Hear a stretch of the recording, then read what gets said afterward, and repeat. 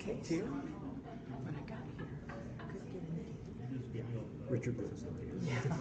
Well, I called him because I panicked. Oh, yeah, he said. And what's his name? Dad had pulled over here, so I didn't see it. But anyway, Yeah. got to figure it out. Yeah, he talked to me yesterday about it, and I tried to get down here early. My plan was to get here early and open up. I just couldn't make it out of my house in time. He doesn't sound good. Yeah, he sounds like he's pretty bad. He says he's got a pretty nasty flu. And he did say he tested for COVID. Yeah, he's negative, right. All right. Okay, I'll help you. You say that way. It's always like that's not unusual. Oh, let's turn that on.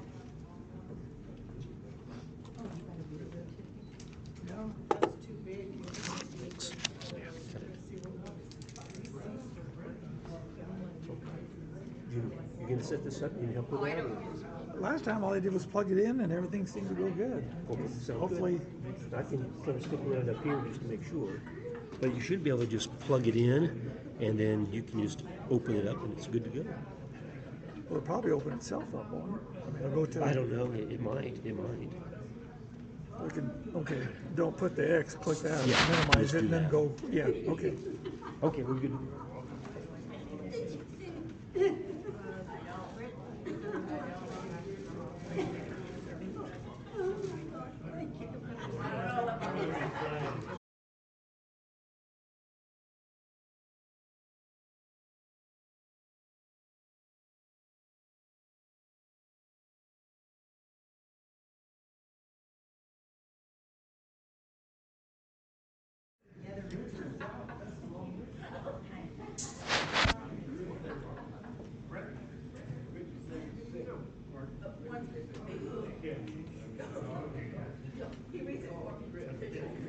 It looks different up here, Chris.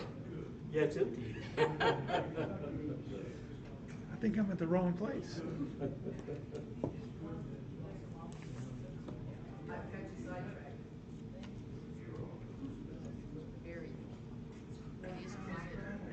Is it? Good. Usually I give it to the ladies because they write better than us guys. That's a good idea.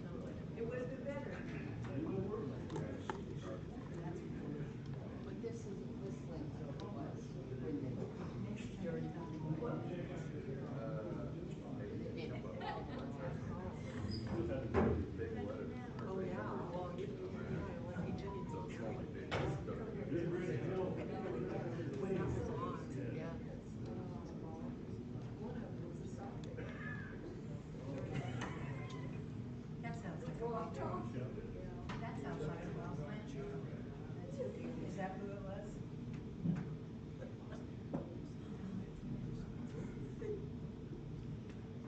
Good morning, everyone. Good morning. It's good to see everyone here this morning. Before we begin class, Bob, would you start us off with a word of prayer? Let us all pray together. Almighty God, our Father in heaven, we come before you with thanksgiving for all that we have and all that we are, for every breath that we take. Today we're so grateful that we're able to freely assemble and to study a portion of your word that can strengthen our faith. Father, we pray that you will be with Barry and help him remember the lesson he prepared. We pray that each one of us will prepare our hearts to receive the engrafted word that we might grow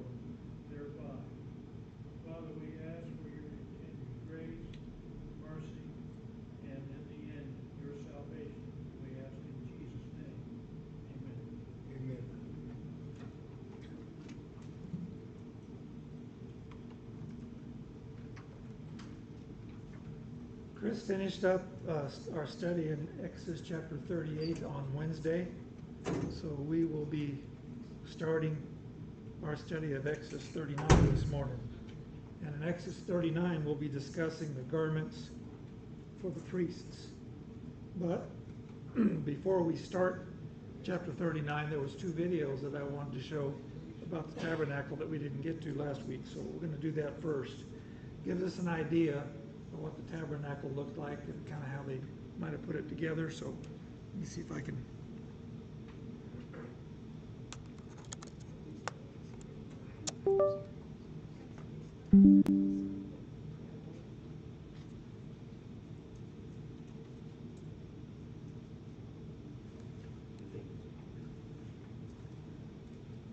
The tab doesn't work. You gotta use this. Oh, okay. So hover, whatever the drive is.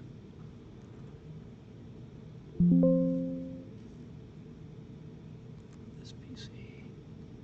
Is that the one there? Must be. Yep. That's Okay. Thank you.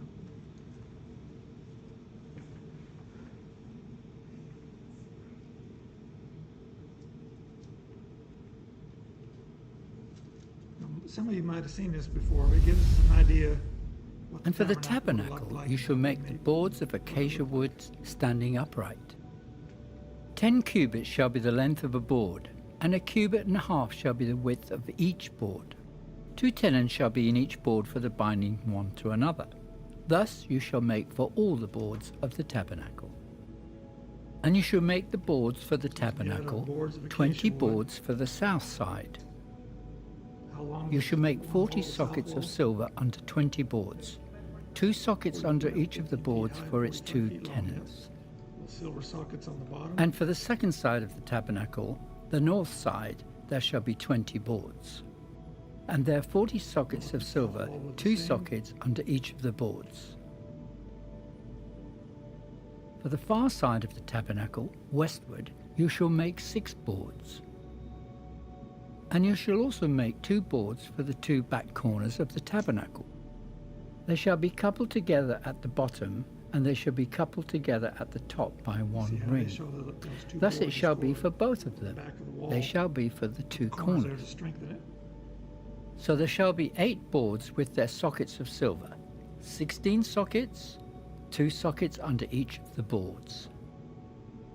And you shall make bars of acacia wood, 5 for the boards on one side of the tabernacle, 5 bars for the boards on the other side of the 5 bars for tabernacle, each of the and 3 5 walls. bars for the boards of the side of the tabernacle for the far side The westward. middle bar went from one end to the other. The middle bar shall pass through the midst of the boards from end to end.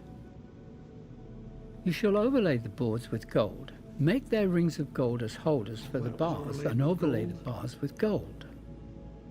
And you shall raise up the tabernacle according to its pattern, which you were shown on the mountain. You shall make a veil woven of blue, purple, and scarlet thread, and fine woven linen. It shall be woven with an artistic design of cherubim. And we're not certain exactly what the You shall hang it designs were upon the on 4 the pillars veil. of acacia wood overlaid with We gold. do know there was a veil And there their that hooks separated shall the be holy place gold and the most upon holy place. 4 It had sockets 4 of silver. pillars of acacia wood overlaid with gold. And you shall hang the Behind veil from was the Ark of the clasps. Covenant. Then you shall bring the ark of the testimony in there behind the veil, and the veil shall be a divider for you between the holy place and the most holy. You shall put the mercy seat upon the ark of the testimony in the most holy.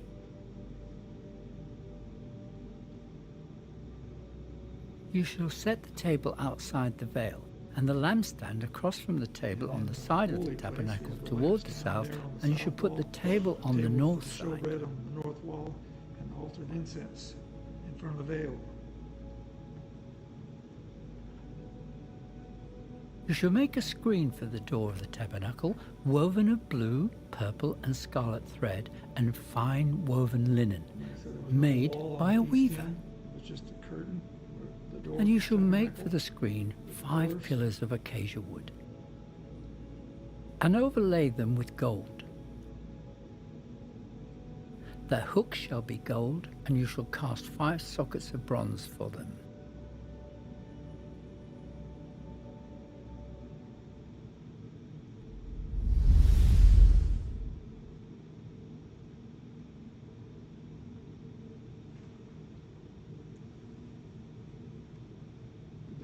everybody visualize kind of what it would look like? Okay, now the next video we've seen before too, but it kind of is like if you were just to walk through the tabernacle. So you guys just get an idea maybe what it would have liked if you were Aaron and you were walking through the courtyard into the holy place and into the most holy place and back out. I can see why it took so many people. It was quite a challenge, wasn't it? Yeah. I'm going to talk about that some more this morning, but this is made, like I said, it's kind of like a walk. You see the courtyard here. We didn't see the other one, the courtyard. We can see the curtains and the coverings over the top of the tabernacle. You see the door of the courtyard is different than the rest of the hangings around the courtyard. There we have the altar and the offering.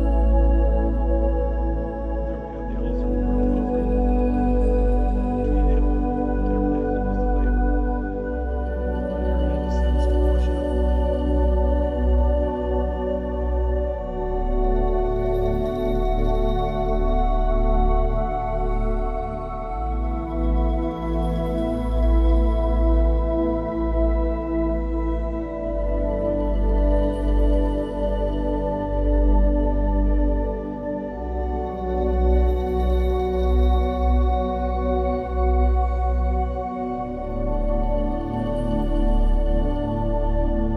Considering that at the time that these people were nomads out in the middle of the desert, that would have been quite a sight to see, wouldn't it have been?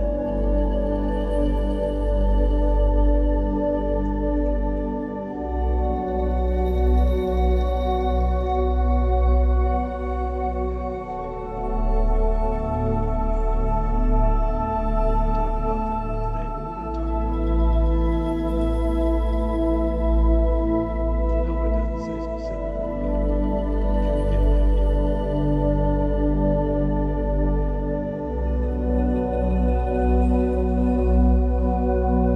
And as we've said before, they did all this in the desert. It's not like it is nowadays. If we want something where we would go, we take it to somebody and they do it for us.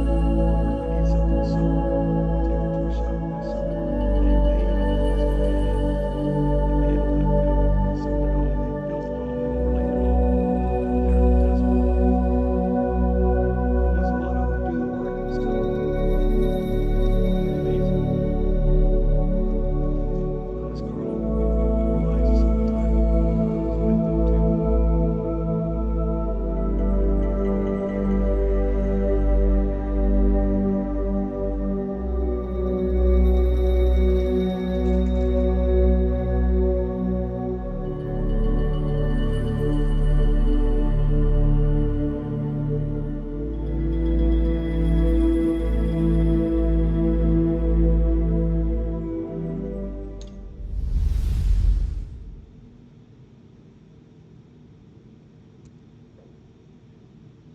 Okay, there's one other thing I want to show you a little later, so I'll leave that up for a bit. So does that help you kind of visualize kind of what the tabernacle will look like and kind of what they would have put together? Now you can see from that, by looking at that, why the curtains weren't all one piece, but they were two-piece. They had to get those curtains up on the top of those 15-foot walls and get them over when they went to do that. So and then they would have pulled the two pieces together and put the clasp on, but to try to put one, I mean, even though they were in two halves, they were still, what, I think 42 by 60 or something each. No, that must have been, anyway.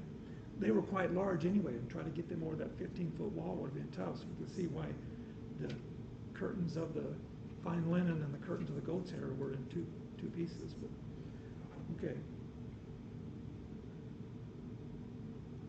Any comments on the videos? Wow. Wow. Thanks, Terry. You guys are kind of quiet out there. Okay. In chapter 39, we're going to be talking about, like I said, the priest's garments. At this point, through 38, they've been making all the materials and stuff, the boards and overlaying with gold and all that. They've been working on that already. Now we're getting to them making the priest's garments. So that's what we're going to be discussing in chapter 39. And we studied this already in some depth in chapter 28.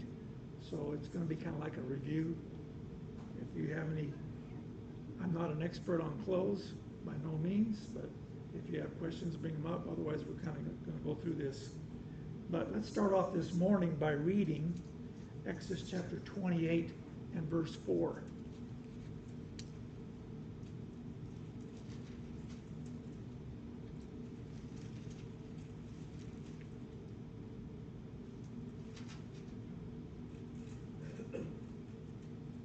Exodus 28 and verse 4. And Chris, would you read that? And these are the garments which they shall make: a breastplate, an ephod, a robe, a skillfully woven tunic, a turban, and a sash. So they shall make holy garments for Aaron, your brother, and his sons, that he may minister to me as priest. So these are the garments we're going to be reading about here in chapter 39 that they actually made. This is God telling Moses, this is what I want in Exodus 28. 39, we see that being accomplished. So the list of things we're going to be talking about, we probably won't get through all of them, but a breastplate, an ephod, a robe, a tunic, a turban, and a sash. That's the garments that we're going to make. That's for the high priest, and there's some other garments they made for the rest of the sons, the priests. But okay, now maybe to help visualize how some of this went, let's turn to Leviticus chapter 8.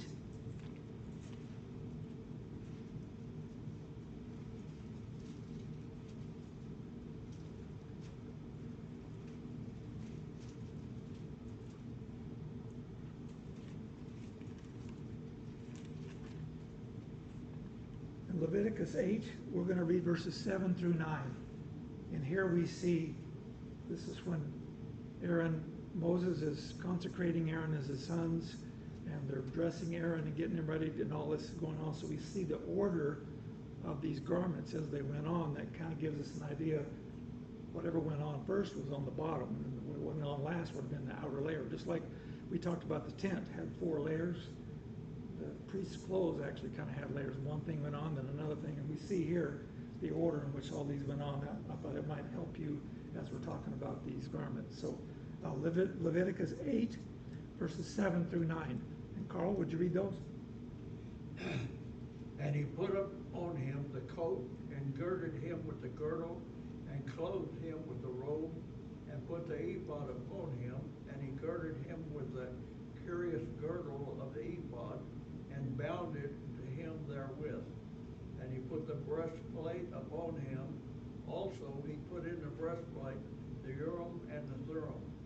And he put the mitre upon his head, and upon the mitre, even upon the forefront, did he put the golden plate, the holy crown, as the Lord commanded Moses. Okay, and the King James, what started off, it says cloak or a tunic.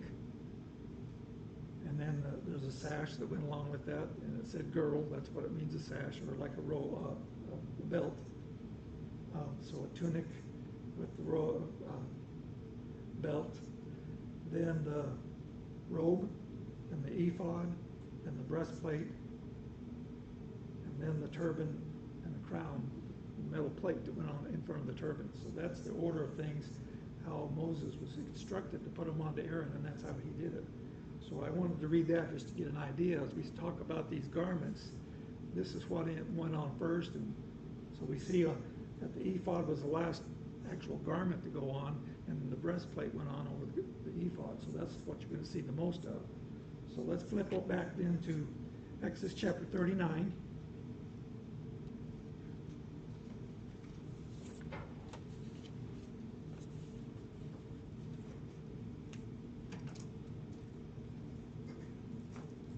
We'll start off just reading verse 1. Exodus 39 and verse 1. Katie, would you read that? Of the blue, purple, and scarlet thread they made garments of ministry for ministering in the holy place, and made the holy garments for Aaron as the Lord had commanded Moses. Okay, so does this sound familiar? Blue, purple, and scarlet thread they made garments out of. Blue, purple, and scarlet thread, that's what the curtains were made out of. The fine linen curtains that had the designs of cherubim. That was what the veil was made out of, blue, purple, and scarlet thread. The door for the tabernacle and the door for the courtyard, all were made out of the same material. I don't know if it all looked the same, but they were described as the same, blue, purple, and scarlet thread.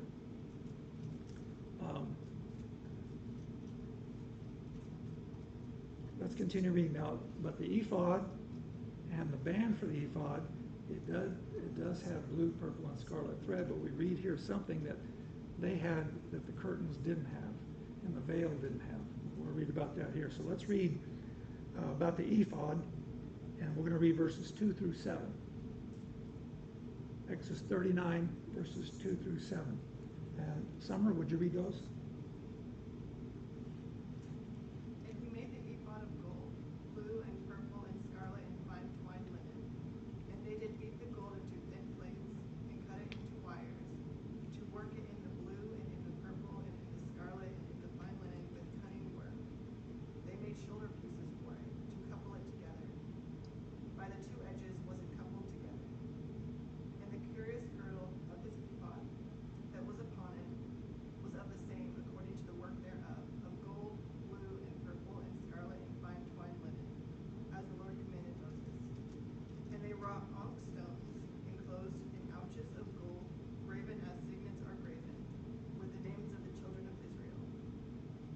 And he put them on the shoulders of the ephod, that they should be stones for a memorial to the children of Israel, as the Lord commanded Moses.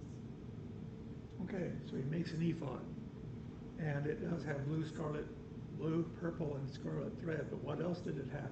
Gold thread. Gold thread. Now again, they didn't go to Joann's. I know Joann's isn't open anymore, but they didn't want to be able to go down to the store or Walmart and get some gold thread, were they? They made gold thread. How did they do it? We're told here. Beat it real thin and then cut it. Now, how long does that take?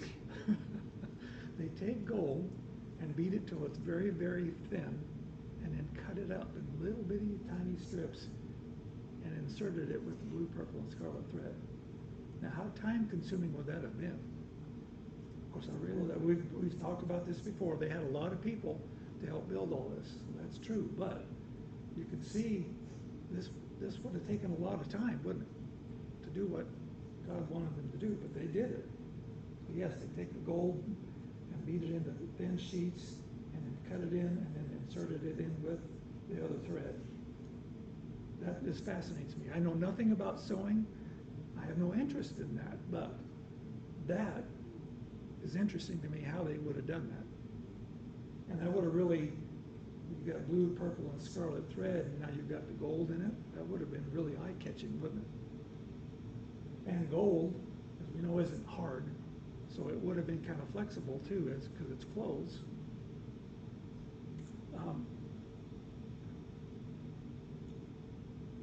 Does anybody know what an ephod is?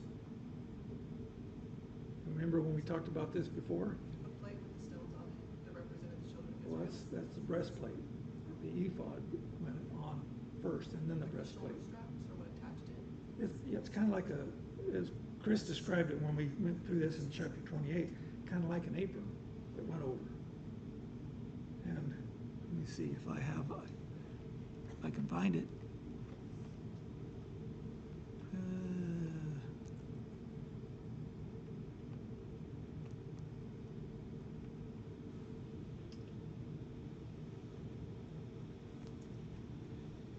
I can make it a little bigger for you.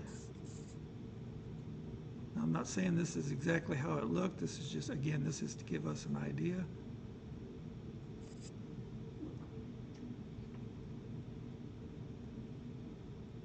So you can see the ephod is on the bottom. We're going to get to all this, but on the bottom, the white, that's the tunic. Remember that went on first. Tunic with the sash. Next went on the robe. The robe is the blue. When we read about the robe, it was made of blue. And then what he has on kind of looks like a kind of an apron. That's the ephod. That's what we're talking about. That's what was made out of blue, purple, scarlet thread with some gold. Now this has a lot of gold in it. I don't think it would have that much gold in it. I think it would have been more of the other, the gold would have been highlights maybe, but that, I don't know. But that's just to get an idea, kind of what we're talking about here. So It was made out of fine woven linen with gold, blue, purple, and scarlet thread. It had shoulder straps going over his shoulder that attach it to him, and a woven band. We see the band, the belt that he's got tied there. Now the King James calls it a curious girdle, but what it is actually is a belt. That's what it's talking about. And the New King James calls it a woven band. So we see he has on his shoulders, there's some straps that go over. You really can't see the straps the way that picture is, but there's something on his shoulders. We're going to be talking about that here just shortly.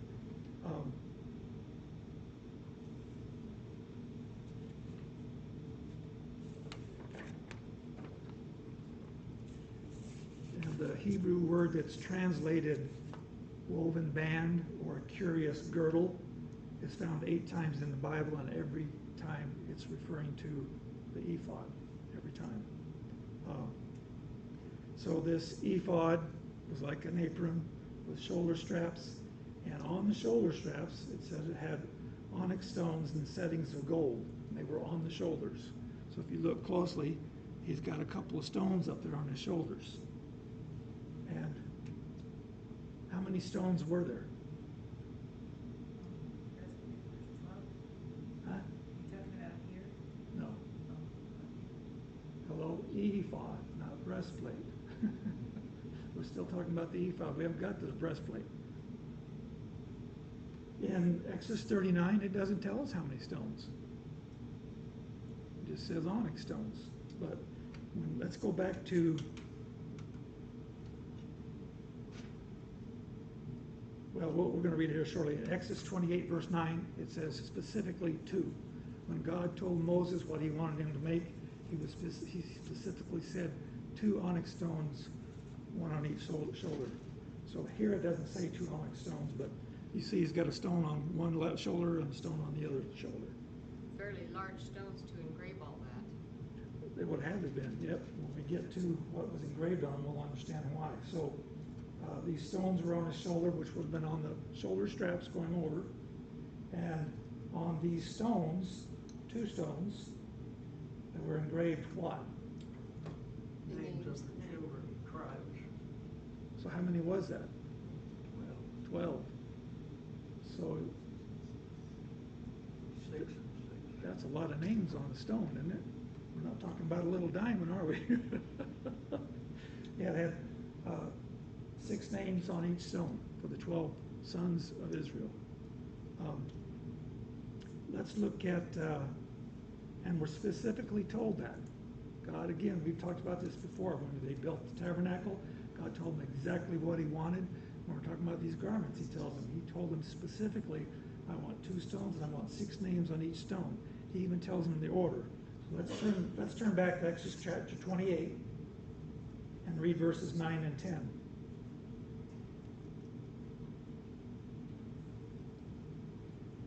Exodus 28, and I'm going to read verses 9 and 10. And Stacy, would you read that?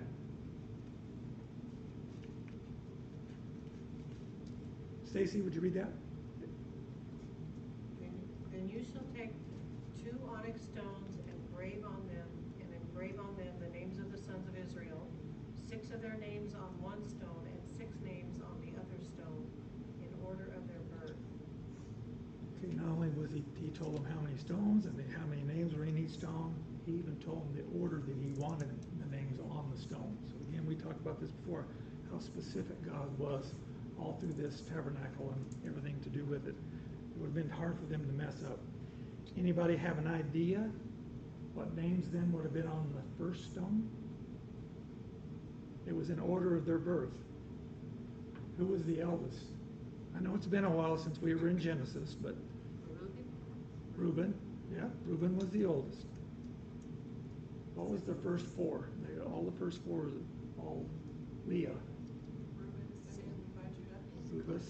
Reuben, Simeon, Levi, and Judah were the first 4, and then was Dan and Naphtali. That's the first 6 in order. So one stone had those 6 names on it. I don't know which left or right, we're not told that, but the other stone would have had, continuing on in the order of birth, Gad, Asher, Issachar, Zebulun, and then Joseph and Benjamin were the last 2. So again, very interesting how God wanted all this. So these onyx stones would have been fairly large, and you could see they look pretty large in that picture. For them to have 6 names on each stone. Now let's go ahead in the same chapter, Exodus chapter 28. Let's read verse 12. Something said here that I thought was interesting about these stones that's on the shoulder, on his shoulders. Exodus 28, verse 12. Hilda, you want to read that? Would you like to read that? Yes. And you shall put the 2 stones on the shoulders of the ephod, I can't say the word, as a memorial stones for the sons of Israel. So Aaron shall bear the names before the Lord on the 2 shoulders, and a memorial you shall also make setting of gold. Okay, so it says here that Aaron would bear the names before the Lord on his shoulders as a memorial. He bore them on his shoulders. Symbolic, isn't it? Talking about symbolism here. And why would Aaron bear the 12 tribes on his shoulders, the 12 sons? What was he going to be doing? What was his job? Taking care of the children of Israel. Well, did he not? Who's the only one that could go in to the most holy place? And who's the one that made the offering on the Day of Atonement? Aaron, high priest. So symbolic. He actually had them on his shoulder. He's the one that had to do the work. He's the one that had to do the offering, sprinkle the blood, and do all this on the Day of Atonement. So in a way, we can see how symbolic it is that he kind of had the children of Israel, the 12 tribes, on his shoulder. And we're going to read something similar to this when we get to talk about the breastplate. Any comments so far? Like I said, I'm not an expert on clothes, but we got a picture here to look at and we get an idea of what we're talking about. So the ephod went on. It was the last actual garment that went on, not counting the hat, but the breastplate went on over the top of that. But so let's flip back to chapter 39.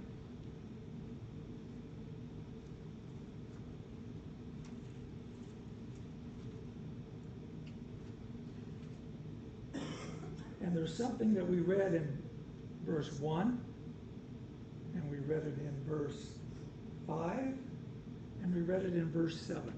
Did anybody notice what that was? As the Lord commanded Moses. As the Lord commanded Moses. In chapters 39 and 40, we will read it 18 times. Do you think it was important for God that they made it exactly the way he wanted it? And they did so? He mentions it 18 times here in these 2 chapters. They did it just like I wanted it to. They followed my commandments. Yeah, chapters 39 and 40, we're going to read that 18 times. I thought that was very, very interesting. And important for us to remember today is it's no less important now as it was then. Even though the law has changed, we don't follow the law of Moses. Jesus came, there's a new law. It does not change his attitude towards the law, does it? If we don't follow the law exactly as he tells us to, then we're not going to be found pleasing in his sight. That's right.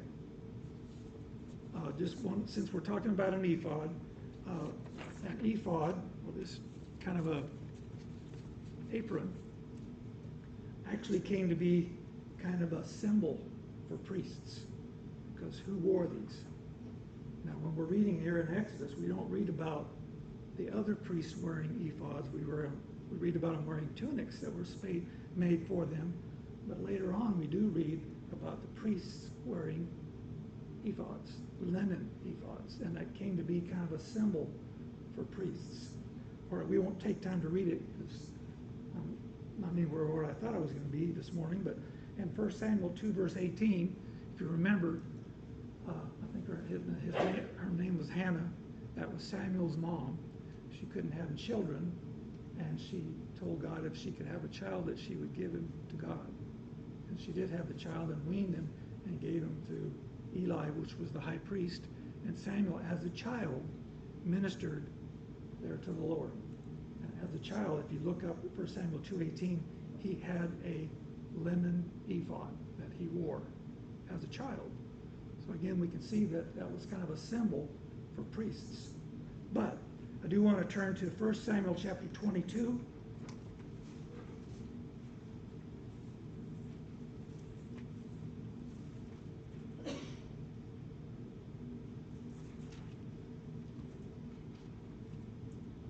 And I want to read verses 16 to 18.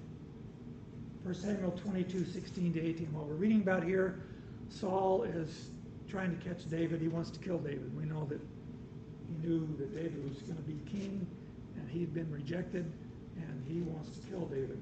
David goes into the sanctuary and gets some bread, and Saul gets upset because the priests do not run to Saul and tell him that David was there. And here we see the result of what happens after David leaves. Saul shows up. So let's 1 Samuel 22, verses 16 to 18. And Leo, would you read those? And the king said, "You shall surely die, Ahimelech, and you and all your father's house." But the king said to the guards who stood about him, "Turn and kill the priest of the Lord, because their hand also is with David." And because they knew when he fled and did not tell him. But the servants of the king did not lift their hands to strike the priest of the Lord. And the king said to Doeg, "You turn and kill the priest." So Doeg the Edomite turned and struck the priests, and killed that day 85 men who wore a linen ephod. So here's Saul, the king, who's supposed to what? Follow the law, right? Follow God's law. What's he do? He tells the Levites to kill the priests. 85 of them. And the Levites, the men that were with him, Israelites, and they refuse. They refuse to kill the priests. So Saul tells an Edomite that was with him, then you kill him. And he does. He goes and kills 85 priests. But what I thought was interesting here, they're talked about as priests earlier, but here at the end, it describes them on that day, 85 men who wore a linen ephod. So we can see that that kind of was a symbol for a priest. And we see, we're running out of time, so in 1 Samuel 23, verse 6, there was one priest that got away, and he went to David and told David what had happened. And when he left, he took an ephod with him. He was a priest, so he took one with him. And in 1 Samuel, let's go ahead and read that. 1 Samuel 23, well, no, we better not. I'm just running out of time. In 1 Samuel 23, 9 through 12, we see David is concerned. He's in a city, and he's worried about these people are going to give him over to Saul. So he wants to talk to God. He tells this priest who came and got escaped, the one that escaped, he tells him to bring the ephod to David, and David actually prays to God with that ephod with him, and God answers him. And we see that happening again in 1 Samuel chapter 30. That same priest, he said, bring me the ephod, and again David prays to God with that ephod, and God answers him. So I thought that was interesting, that David wanted that ephod before he prayed to God. In at least two different cases. I thought very interesting. But we can see there that an ephod came to represent priests. So, any comments on that? Okay, let's go ahead and see how far we can get here about the breastplate.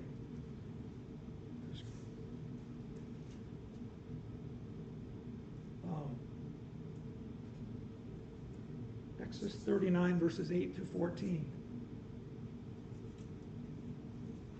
Mom, would you read those? Matter of fact, I'll go ahead because some of these are just stones. So I'm going to read Exodus 39, 8 through 14 if you want to follow along. And he made the breastplate artistically woven like the workmanship of the ephod of gold, purple, and scarlet thread and of fine woven linen. They made the breastplate square by doubling it. A span was its length and a span its width when doubled, and they set in it 4 rows of stones, a row with a sardius, a topaz, an emerald, with the first row, a second row, a turquoise, a sapphire, a diamond, the third row, a jacinth, an agate, and an amethyst, fourth row, a beryl, an onyx, and a jasper. They were enclosed in settings of gold in their mountings. There were 12 stones according to the names of the sons of Israel, according to their names, engraved like a signet, each one with its own name according to the 12 tribes. So this breastplate had 4 rows of stones, 3 to a row, which comes out to what? 12. Each stone represented a tribe, and each stone was engraved with the names of the sons of Israel, the 12 tribes. So we had 2 stones on the shoulders that had their names, and now we have the breastplate that also had these 12 stones that each stone has the name of one of the sons. What was the size of the breastplate?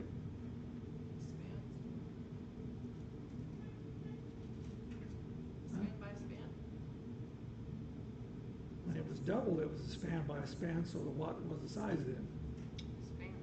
2 spans by a span. And when you double it, that makes a span by a span. Okay.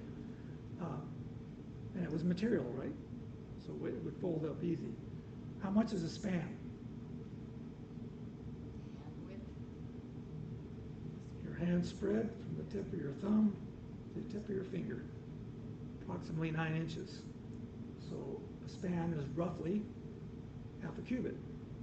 You already know a cubit is about 18 inches. A span is about 9 inches. So that's a span. So that's how wide and how tall the breastplate was. It depends upon how big your hand was, too. I said about 9 inches. Yeah. Yes.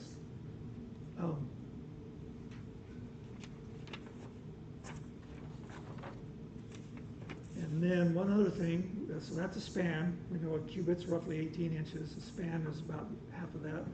How much was a handbreadth? Chris already asked that back a little ways. Like 4. 4 fingers. That's a handbreadth. Those 4 fingers right there. So roughly 4 inches. And the word the Hebrew word that's translated breastplate is found 25 times, and all 25 times it talks about this breastplate for the high priest.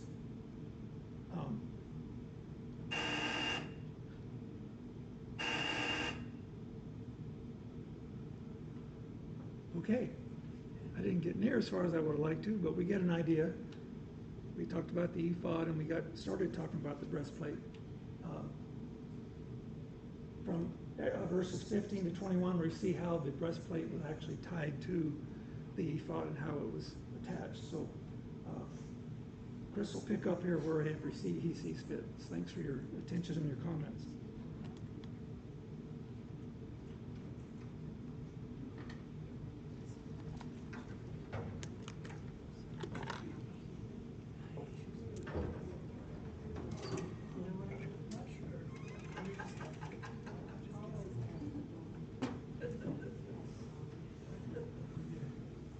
That figured out? I think what we need to do is go to the file and then find the drive. Yeah, I think it's already, I clicked Did you on it to already- eject it. And Okay, It's didn't- not showing it, so it must be ready Okay, to yeah, go. you can just take it off then. Yeah.